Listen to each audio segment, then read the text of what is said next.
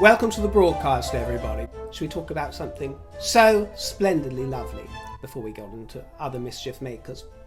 And that is the newly created Duke of Edinburgh.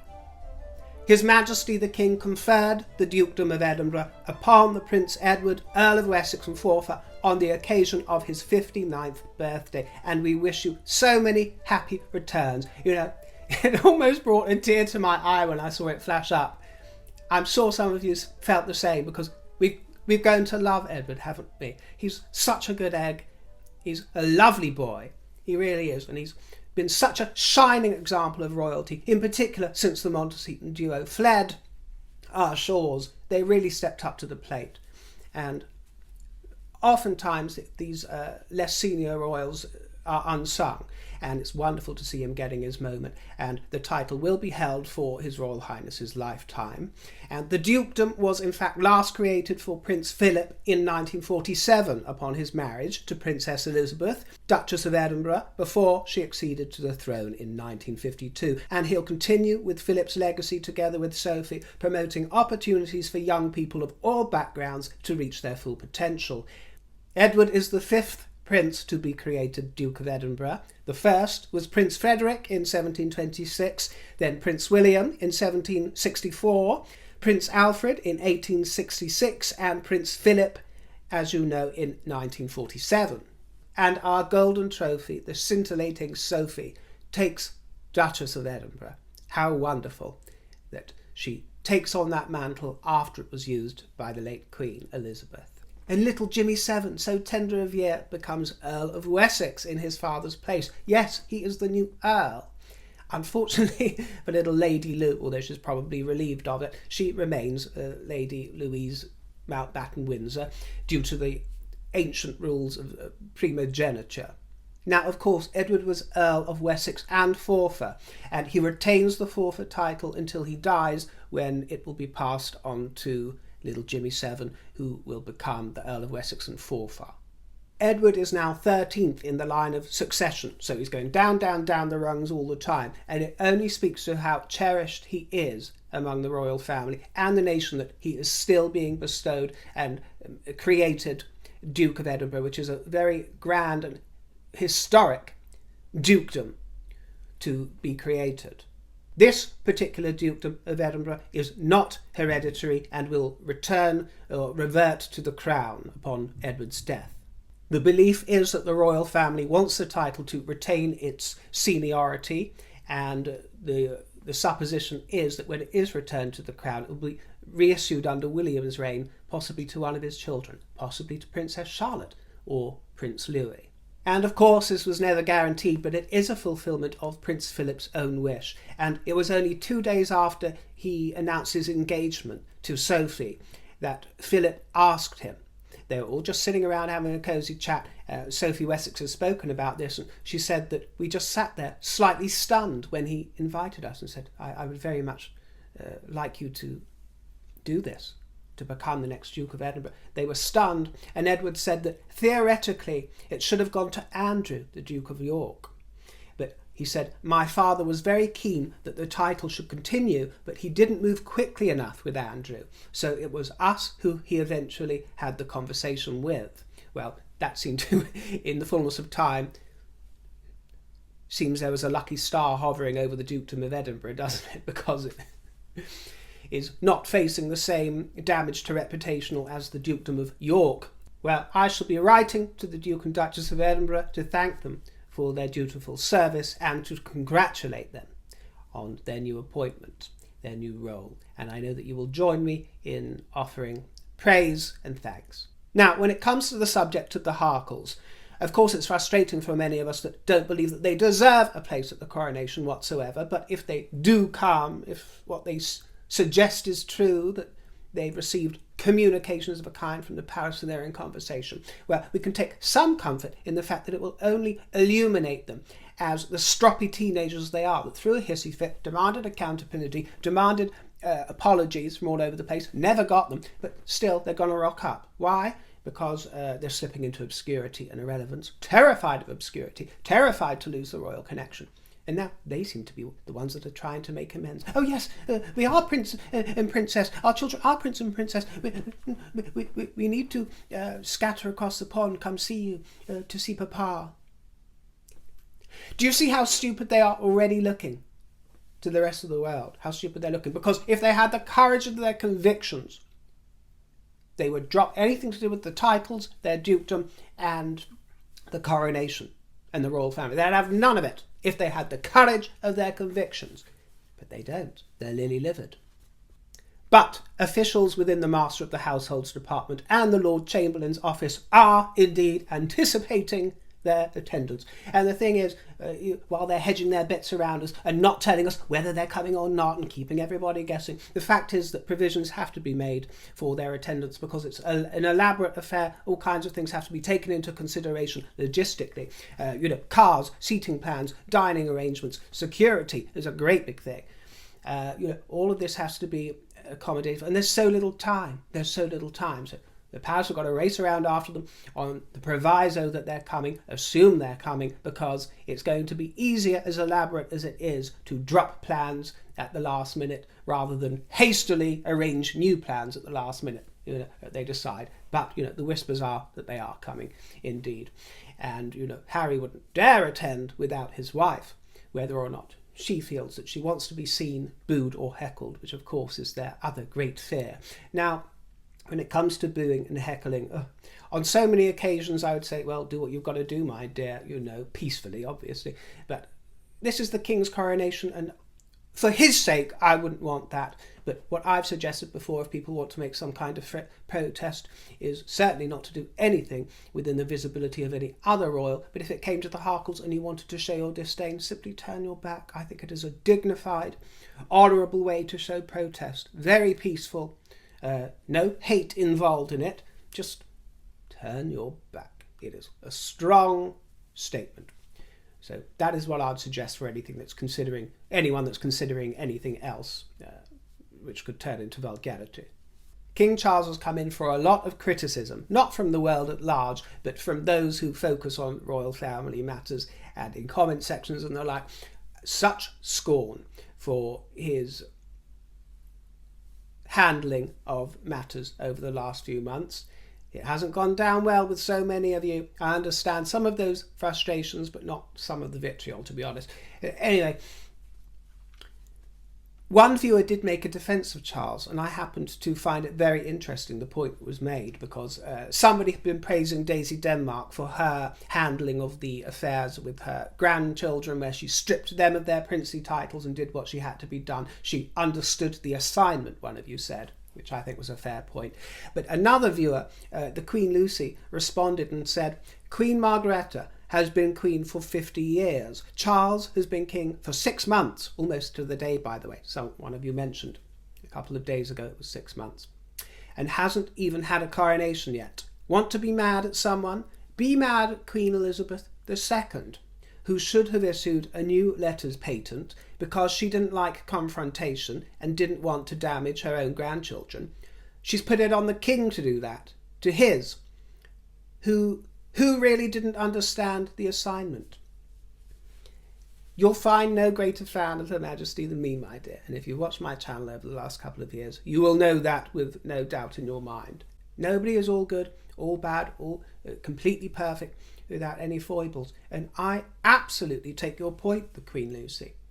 And some people made the point, well, she was old, she was elderly, she didn't have the energy for it. I've said it for myself in many ways, but you also have to understand that she was still in charge. She was still totally compos mentis, according to those who surrounded her. In her final weekend, she was completely with it, the ticket. She was totally able mentally to understand what was going on. And she was famous for ostriching, putting that head in the sand. And it happened to serve her very well. It served her legacy very well. And I think that it helped her popularity to endure.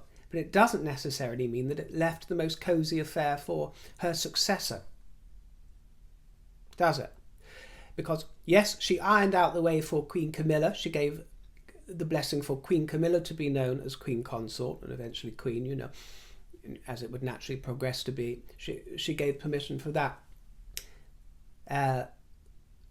some have said that Charles forced her to do it. No, my dear. Charles wouldn't have the desire or the power to force the reigning sovereign of the time to do such a thing. So if she gave her blessing, it was with her blessing. But do I think that he possibly reminded her or encouraged her that it might be helpful to his reign to do?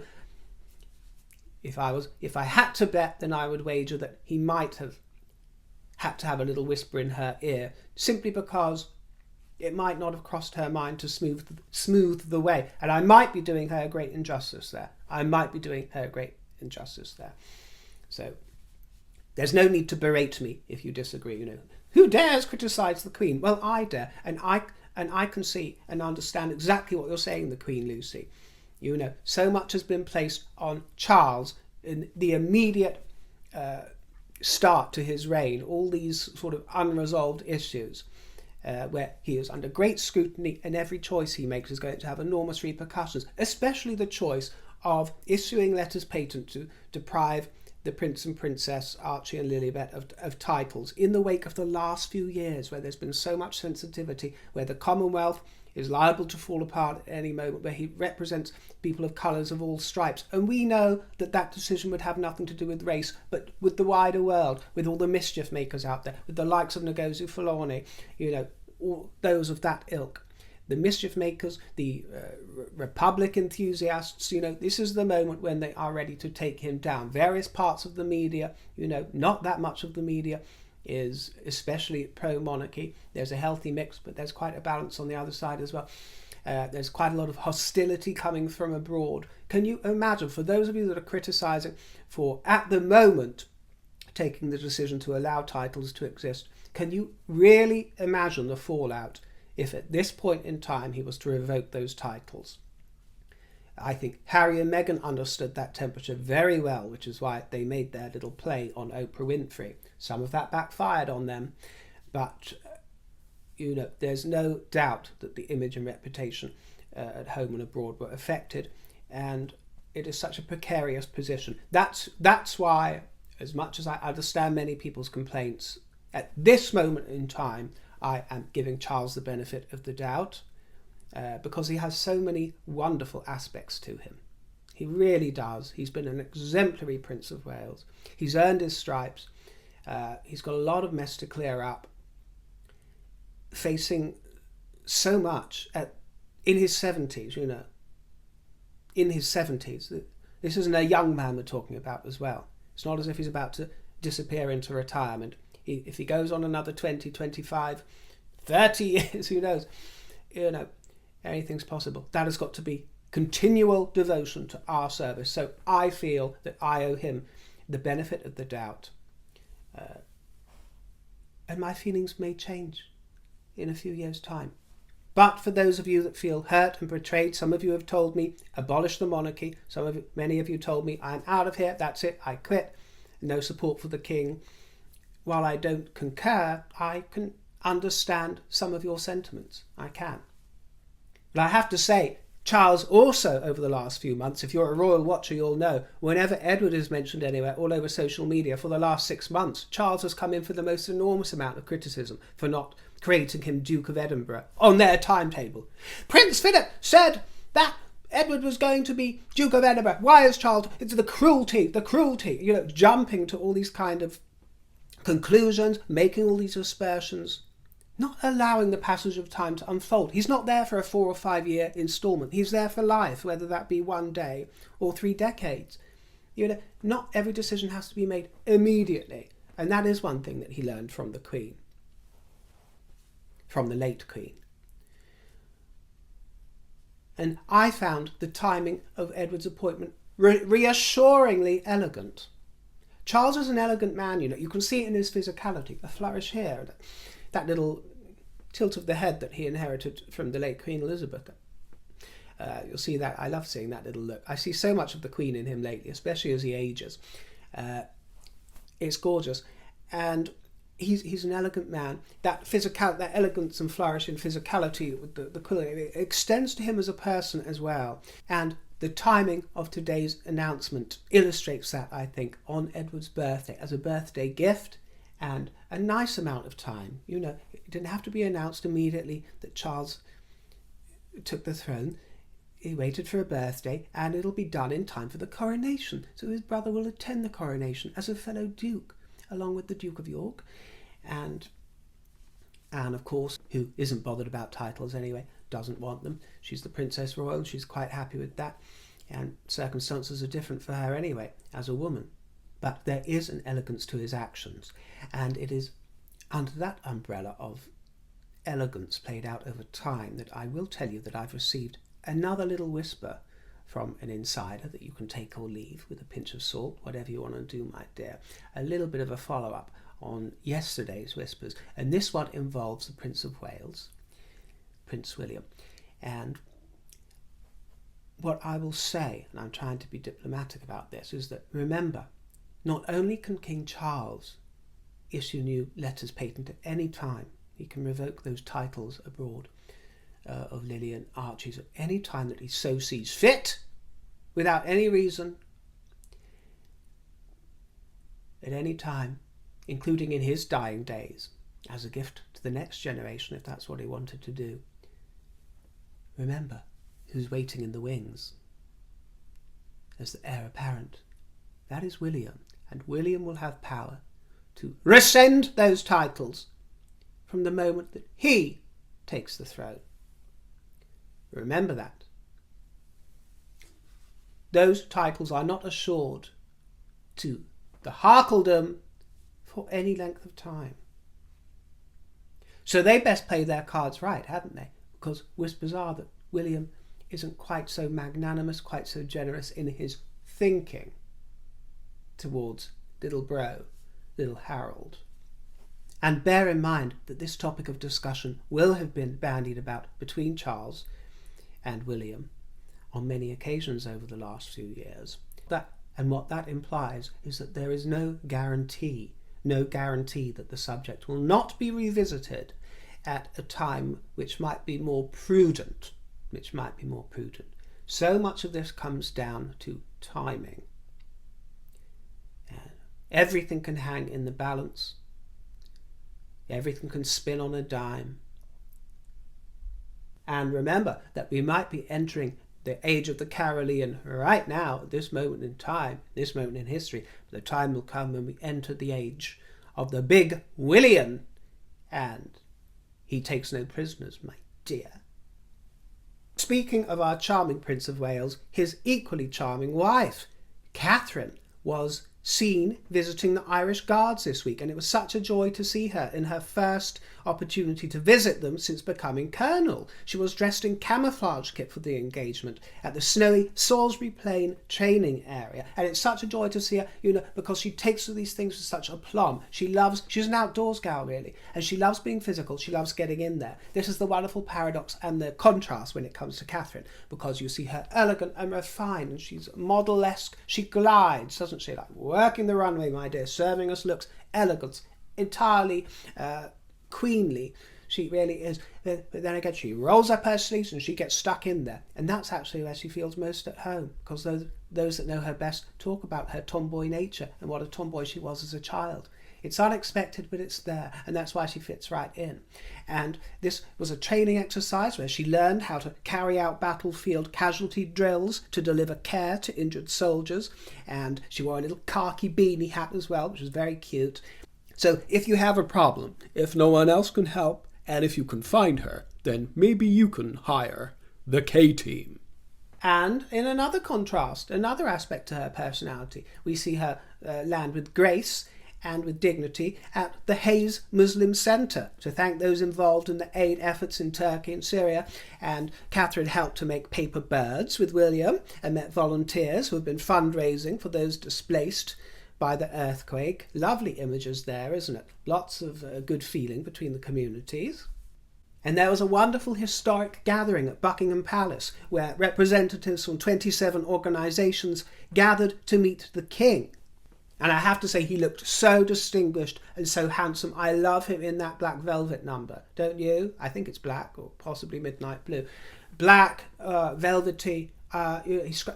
Sometimes you'll see him and think, he's starting to look very weary, worn, isn't he? I mean, you can see that he is a workaholic and, stays up working all night, and he's up at the crack of dawn and has done for, 70, 80 years, you can see it. But then a day will come along and he slicks the hair back a bit. He's looking fresh, he's looking dapper, so handsome.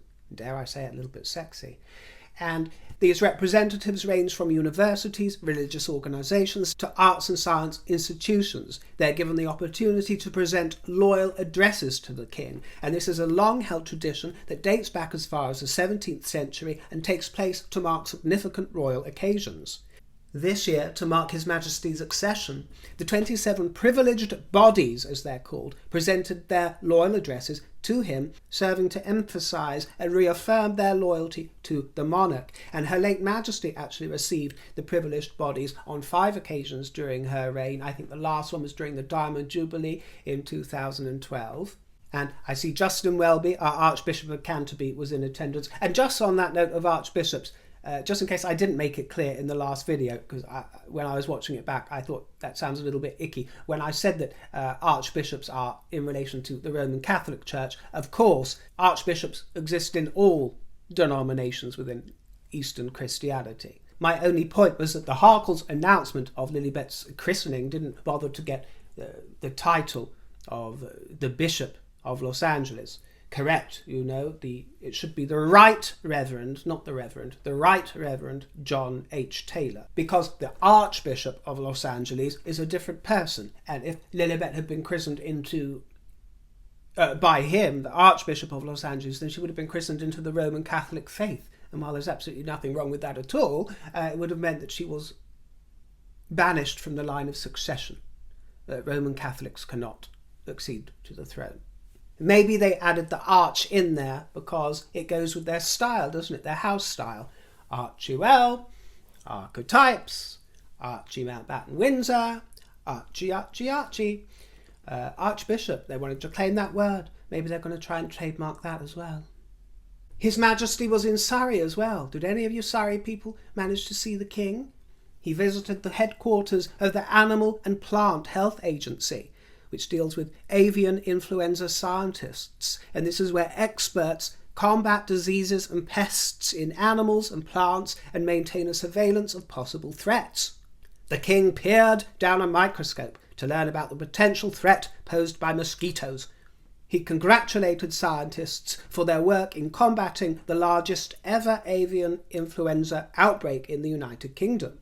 And he enjoyed a lovely cup of tea. It seems to be his modus operandi, doesn't it? And it didn't look like a very posh cup of tea. It looked like what we call in the kingdom a cup of builders. But perhaps it was Earl Grey, who knows? In Colchester, in Essex, both the King and the Queen celebrated with the people to mark Colchester's new status as a city.